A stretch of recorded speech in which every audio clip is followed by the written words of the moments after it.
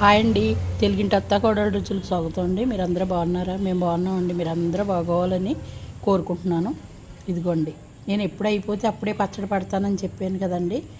ఆవకాయ పట్టాను మొన్న. ఆవకాయ పచ్చడి పట్టానండి మొన్న. అదొక డబ్బా, అంటే 10 కాయలు. అది అయిపోయింది.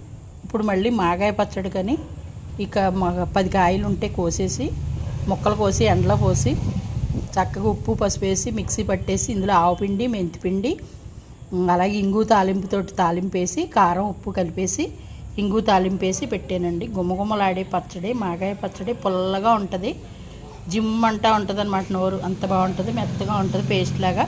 మన టిఫిన్లోకైనా భోజనంలోకైనా కూడా తినొచ్చండి. నాకు రోజు నేను వేరే ఏమీ వేసుకోను, ఇదే వేసుకు తింటాను.